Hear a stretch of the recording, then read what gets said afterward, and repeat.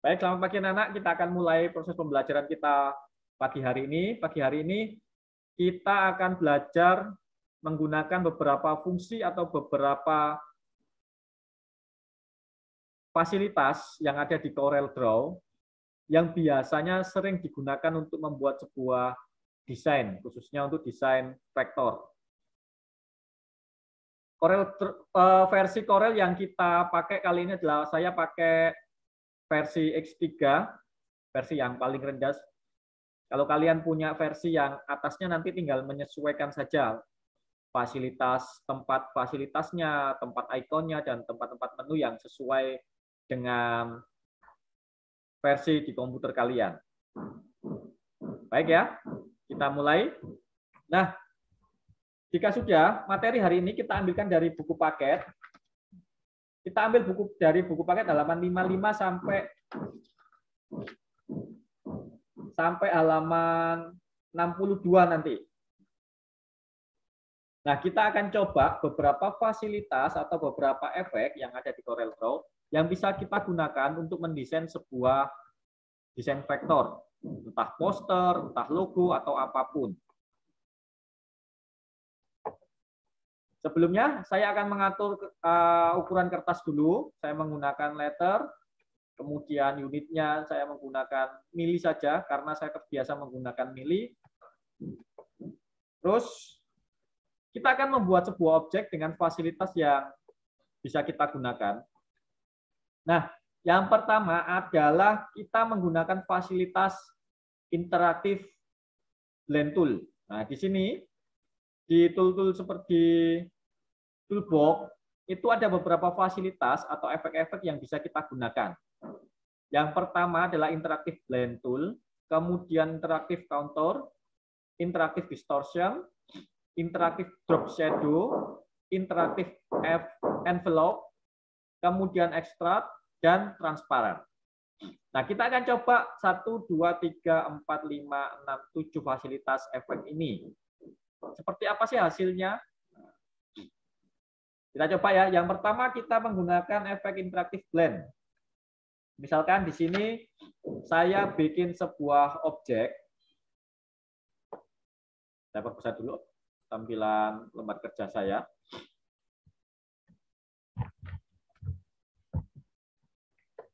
Di sini saya membuat sebuah objek.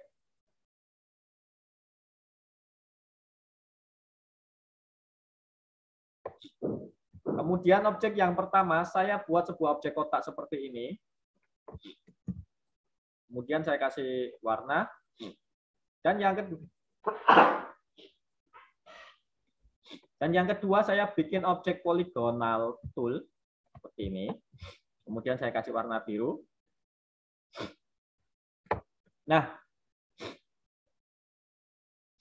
fasilitas blend ini adalah fasilitas yang bisa kita gunakan untuk menduplikasi objek satu ke objek yang lainnya. Contohnya,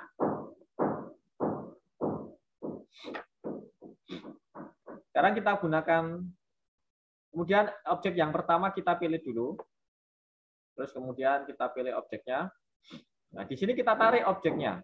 Nah, nanti akan bikin sebuah garis ini dan arahkan ke objek yang kedua. Nah, hasilnya seperti ini.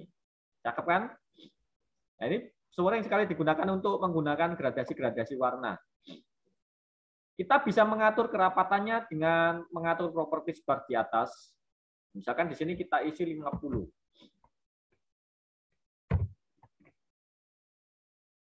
Hasilnya. Nah, ya. Jadi nanti objeknya akan mengikuti dari objek awal ke objek yang kedua dengan kalau ada warna berbeda dia akan membuat gradasi yang halus. Nah, ini penggunaan efek interactive blend. Ya. Kemudian ini juga kalian bisa atur posisi gradasinya juga. Nah, seperti ini.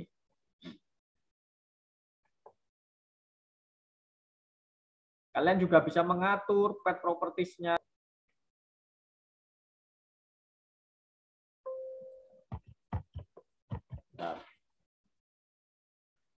Ya. Ini yang pertama yaitu menggunakan efek interaktif blend. Kemudian yang kedua, saya arahkan ke atas dulu. Yang kedua, kita membuat dengan efek contour. Yaitu efek yang kedua. Misalkan di sini saya membuat sebuah teks saja, kita pakai sebuah teks. Ini sering saya gunakan kalau efek ini. Misalkan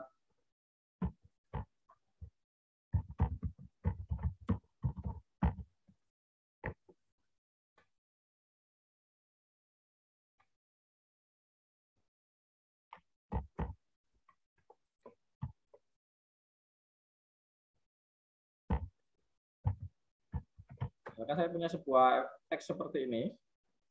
Bisa kelihatan jelasannya ya, anak-anak? Ya. Jelas ya? Nah, misalkan seperti ini. Ini saya punya sebuah teks seperti ini, kemudian saya ganti teksnya yang tebal biar terlihat. Kemudian misalkan di sini saya kasih warna merah. Nah, sekarang saya kasih efek contour. Kemudian, nah di sini kalian nanti bisa pilih outset-nya atau inset-nya seperti apa. Misalkan saya pilih outset yang kedua. Nah, nanti dia akan membentuk seperti ini. Warnanya bisa kalian atur di atas ini, properties-nya. Misalkan di sini mau saya ganti kuning misalkan. Nanti gradasi warnanya juga akan mengikuti. Nah, ya. Nilai gradasinya atau nilai perubahan warnanya kalian juga bisa atur di properties-nya.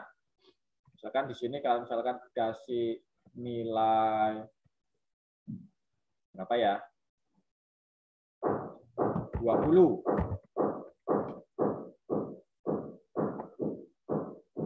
Nah, nanti dia akan semakin membesar. Kemudian misalkan di sininya milih apa ini? Besar kecilnya kita atur juga. Misalkan di sini kita 0,5. Biar dia mengecil. Ya. Jadi seperti ini. Matanya kita atur. Nah, ini efek yang kedua, menggunakan contour tool. Oke. Nah, yang ketiga, kita menggunakan efek distorsi. Misalkan kita bikin sebuah teks ini saja ya. Saya ambil, saya copy, kemudian saya paste. Kemudian saya pilih efek yang ketiga, yaitu distorsi. Seperti ini. Nah, ini kalau bisa kalian tarik-tarik. Nah, misalkan seperti ini.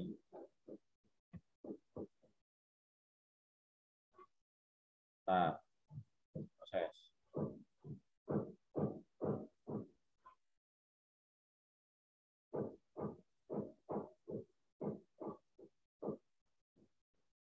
Bisa kelihatan jelas enggak? Nah, tadi yang berupa sebuah teks bisa kita rubah menjadi sebuah objek seperti ini. Nah, ini bisa kalian atur.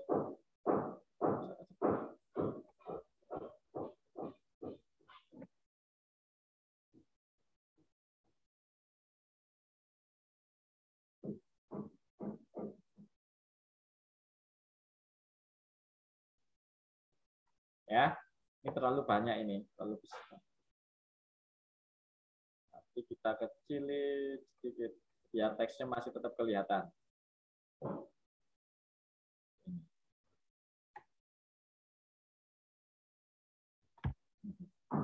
Ya. Nah, angelus-nya bisa kalau kita tarik nanti dia akan berubah menjadi seperti ini. Nah, ini banyak bentuknya banyak sekali, bisa zipper, bisa kemudian twister dan yang lain sebagainya, tinggal menyesuaikan kebutuhan kalian.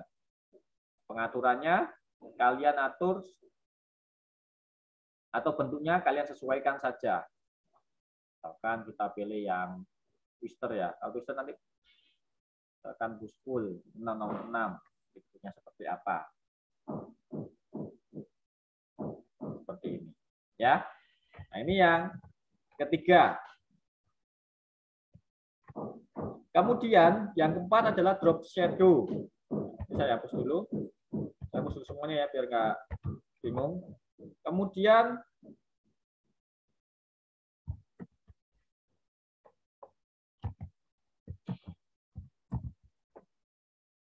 untuk drop shadow. Di sini misalkan saya buat sebuah teks lagi.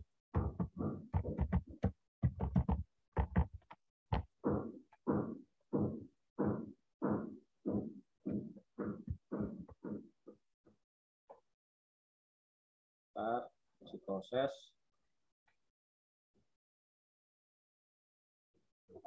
Black. Saya perbesar dulu tampilannya. Saya beri warna. Sekarang kita berikan efek yaitu drop shadow. Tinggal kalian klik dulu efek drop shadow-nya, kemudian tinggal kita atur di sini. Nah, kita tarik. Kalian mau diberikan bayangan seperti apa? Seperti ini.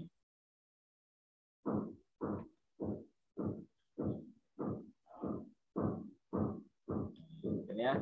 Atau bisa juga kalian atur di sini. Misalkan seperti ini.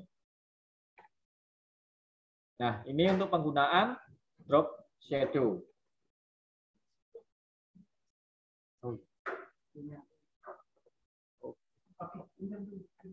Ya, ini untuk efek yang berikutnya yaitu drop shadow. Nah, seperti ini. Ini biasanya sering dipakai juga ini untuk membuat apa ini logo, efek logo, poster atau fasilitas atau desain-desain yang lain. Terus kemudian kita bikin menggunakan fasilitas envelope. Kalau ini biasanya kita menggunakan sebuah objek dulu. Objek seperti ini. Kemudian kita pilih envelope-nya, interactive envelope. Nah, ini bisa kita tarik. Nanti dia bisa menyesuaikan bentuk objeknya. Nah, ya. Nah, ini kalau untuk objek. Gambar bisa, Pak? Bisa. Nah, misalkan di sini ada gambar. Di sini kalian juga bisa atur bentuknya, misalkan seperti ini. Ya, gampang kan? Nanti kalian coba. Itu yang envelope. Kemudian kita menggunakan efek extrude. Saya hapus dulu satu. Yang ini saya hapus. Dan yang ini teksnya kita berikan efek 3 dimensi istilahnya kayak gitu. Efek untuk sebuah objek, pendalaman objek. Jadi biar dia terlihat objeknya 3 dimensi, bukan 2 dimensi, maka kan harus diberikan ruang kedalaman objek. Nah, seperti ini. Nah, di sini warnanya kita bisa atur. Misalkan kita menggunakan 2 warna, biar foreground sama background-nya berbeda. Ini, ini yang bawah.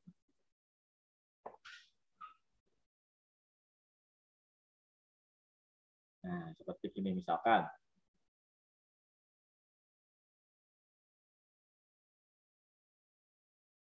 Kita pilih.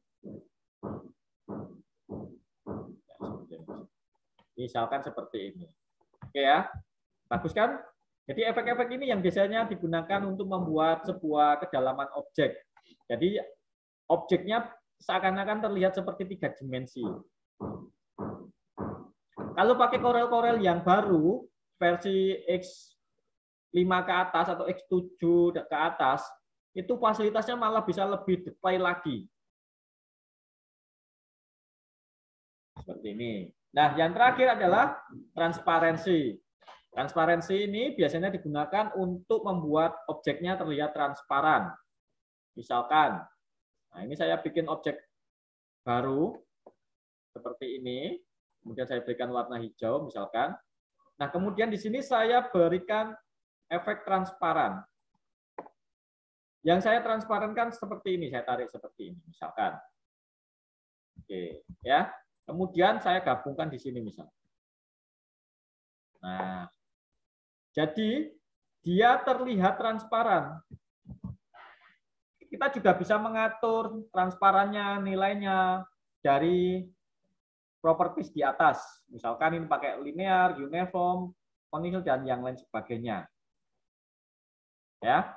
Nah, biasanya efek-efek ini yang bisa digunakan untuk membuat atau memanipulasi desain yang kalian buat. Oke ya, sampai sini. Saya mau tanya dulu. Mungkin ada yang langsung coba.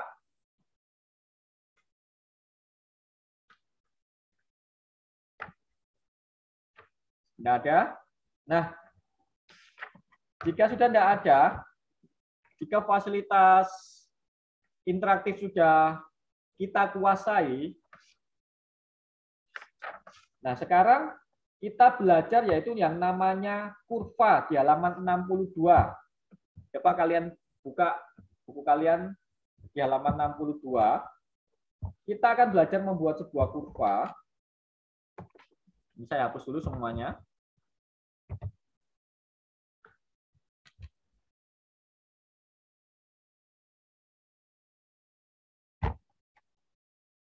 Sudah, kita mulai. Nah, untuk membuat sebuah kurva, jadi semua objek yang kita buat di Corel itu berbentuk kurva. Jadi ada garis, ada titik, dan ada isinya. Contohnya, misalkan kita buat sebuah objek poligonal, misalkan seperti ini ya. Nah, di sini kan ada titik-titik ini. Ada titik-titik ini, ada node-nya ini. Dan juga ada garis luarnya dan ada isinya. Nah, sekarang kita akan mengatur kurva yang ada di CorelDRAW, salah satunya yaitu kita menggunakan fasilitas Shape Tool, atau kalian langsung bisa tekan tombol F10. Nah, di sini banyak di sini pilihannya. Misalkan kita pilih Shape Tool F10, nah kemudian di atas sini nanti akan keluar atau muncul properties. Nanti kalau ada pilihan di sini, kalian pilih rectangular atau freehand. Ya, Pak kok nggak bisa bekerja? Nah, objek di sini ini masih berbentuk kurva apa ya? Kurva bawaannya atau kurva standar dari sebuah objek. Jadi hanya bisa diatur sesuai dengan bentuk kurva yang sudah objek sediakan. Pak, kalau misalkan kita mau sesuaikan bentuk kurvanya sesuai dengan apa yang kita inginkan, Pak, apakah bisa? Bisa. Caranya, kalian tinggal jadikan dulu bentuk objek ini menjadi curve. Jadi objek ini masih berbentuk objek standar. Kita buat menjadi convert to curve. Nah, kalian klik kanan, nanti kalian bisa klik kanan, pilih convert to curve. Kalau sudah, kalian klik. Nah, sekarang objek ini menjadi kurva 100% yang bisa kita edit sesuai dengan kemauan kita. Sekarang kita pilih Shape Tool lagi. Kemudian kalian bisa pilih freehand atau rectangular. Saya pilih rectangular dulu. Nah, kalian pilih salah satu garis atau salah satu titik. Misalkan seperti ini. Titik ini saya klik ya. Nah, nanti akan muncul option seperti ini, dia berbentuk titik. Misalkan di sini saya pilih yang line to curve. Nah, biar bisa dilengkungkan, saya klik seperti ini. Nah, ini bisa dilengkungkan seperti ini. Nah, misalkan ini juga saya klik, kemudian saya pilih line to curve, nanti dia bisa dilengkungkan sesuai dengan kemauan kita. Seperti ini. Atau bisa juga klik kanan, langsung ke curve. Bisa kalian tarik menggunakan panduan garisnya ini, panduan seperti ini. Ya, klik kanan, curve. Nah, jadi bisa kalian sesuaikan dengan kemauan kalian. Kemudian kalian juga bisa titiknya di sini, kemudian kalian pilih line to curve. Bisa kalian sesuaikan seperti ini. Ya.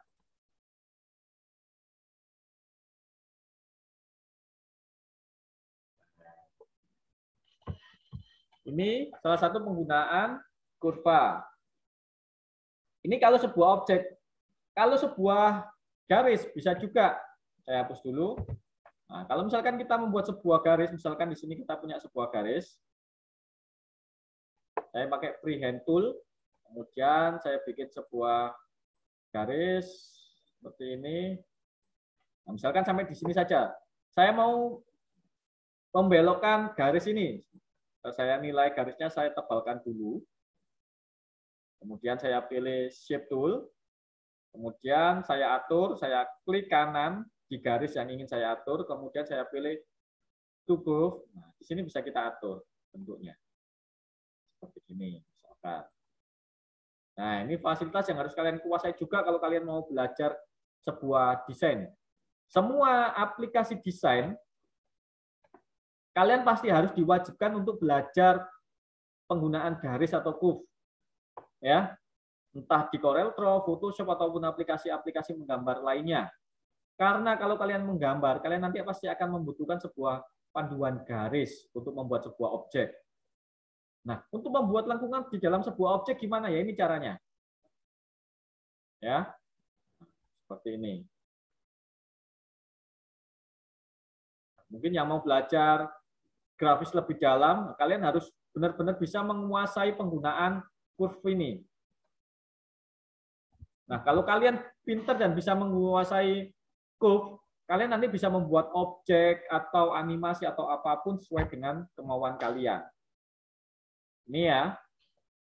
Kemudian di sini kalian juga bisa memotong objek yang tidak dibutuhkan. Misalkan di sini saya klik, saya pilih shape tool dulu, kemudian saya klik, kemudian misalkan saya pilih di sini break curve. Jadi saya buka break curve-nya. Nah, ini kurvanya tidak lagi tersambung. Nah, ini nggak lagi tersambung ini. Berdiri sendiri-sendiri. Dia terpotong secara otomatis dengan menggunakan fasilitas break curve tadi. Ya. Nah, ini nanti bisa kalian coba, bisa kalian pelajari fasilitas-fasilitas yang sudah kita pelajari sedikit di di aplikasi CorelDRAW dan di materi hari ini. Nah, sampai sini ada yang mau ditanyakan dulu? Ada yang bisa langsung coba? Oke, kalau tidak ada, nah sekarang kita masuk ke penugasan. Saya stop share dulu.